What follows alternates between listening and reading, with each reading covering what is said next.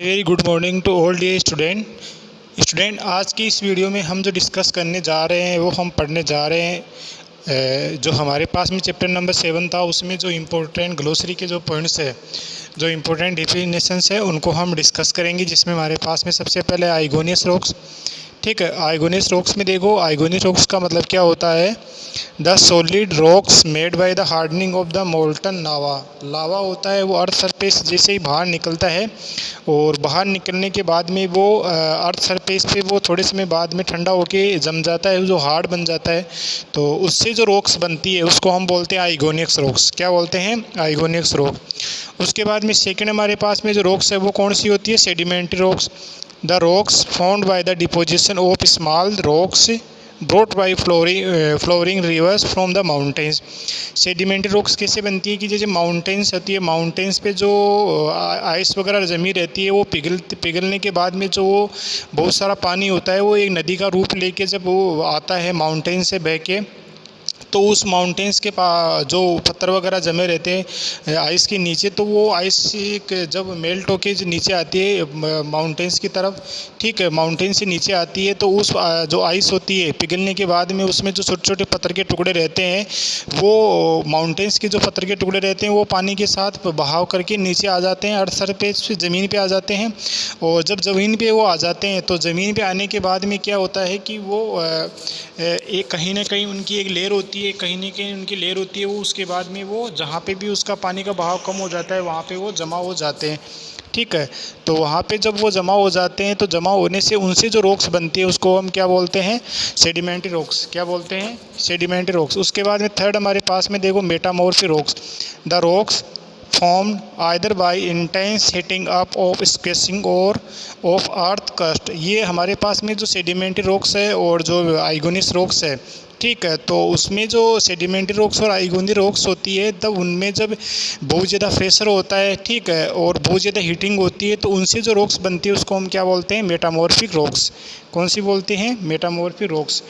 अब हमने जो इस चैप्टर के जो इम्पोर्टेंट जो ग्लोसरी के जो पॉइंट है वो हमने डिस्कस कर लिए। अब हम हमारे पास में जो इसके जो इम्पोर्टेंट क्वेश्चन आंसर है, ठीक है, वो हम इसके जो इम्पोर्टेंट क्वेश्चन आंसर है उनको हम डिस्कस करेंगे। जिसमें सबसे पहले हम डिस्कस करेंगे जो इस चैप्टर के चैप्टर नंबर 7 के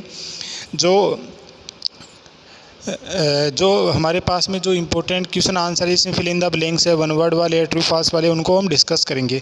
उसके बाद में फोर्थ हमारे पास में जो डेफिनेशंस वो देखो, ह्यूमस। ह्यूमस का मतलब क्या होता है? ब्राउनिश ब्लैक मटेरियल फॉर्म्ड और डिके ऑफ प्लांट्स एनिमल। जैसे हमारे पास में प्लांट्स और एनिमल होते हैं उनसे जो सड़न होने जो वो सड़ जाते हैं, गल जाते हैं, तो वो जहाँ पे सड़ते हैं गलते हैं वहाँ पे जो मिट्टी हो जाती है वो ब्राउन ब्राउन कलर की हो जाती है। ठीक है, तो उसको हम क्या बोलते हैं? ह्यूमस। क्या बोलते हैं? ह्यूमस।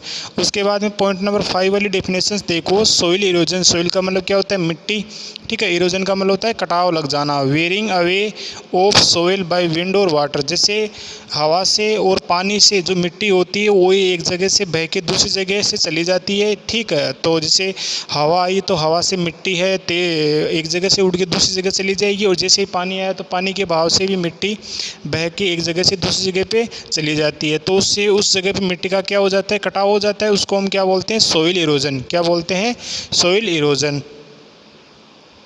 अब हमारे पास में इस चैप्टर के नंबर के 7 के जो ऑब्जेक्टिव टाइप क्वेश्चन है, ठीक है, उनको हम डिस्कस करेंगे। जिसमें हमारे पास में क्वेश्चन नंबर 1 है पहले वाला, the 3 layers of the earth are crust, mantle और core. Fill in the blanks में देखो आपके यहाँ पे क्वेश्चन पूछ रहा है कि हमारे पास में अर्थ होती है उसकी कितनी लेयर होती है?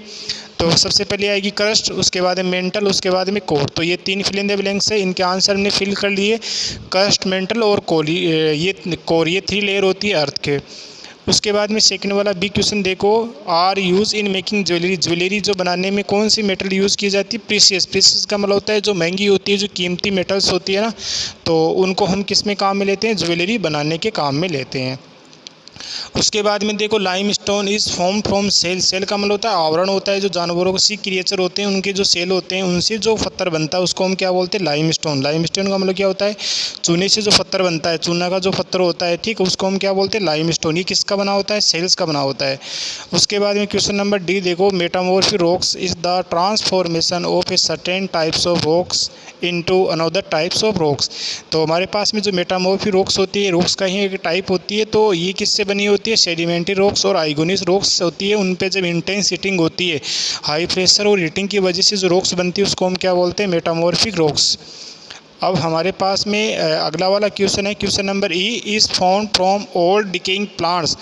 ओल्ड का मतलब क्या होता है, पुराने। डिकेइंग का मतलब होता है सड़ जाना, गल जाना। प्लांट्स का मतलब क्या होता है, पौधे। जो सड़े गले पौधों से हमारे पास में जो मेटेलिक हमारे पास में जो मेटेलिक मिनरल्स बनता है, नॉन मेटेलिक मिनरल्स बनता है, तो उनमें नॉन मेटेलिक मिनरल्स कौन सा बनता है, कोल। कौन सा बनता है, कोल। उसके बाद में क्वेश्चन नंबर एफ देखो, the bottom layer of soil is called bedrock. जो हमारे पास में जो सोइल होती है उसकी सबसे नीचे वाली जो लेयर होती है उसको हम क्या बोलते हैं, बेडरॉक। क्या बोलते हैं, बेडरॉक। ये हमारे पास में हमने मल्टीपल चॉइस वाले क्वेश्चन आंसर डिस्कस कर लिए।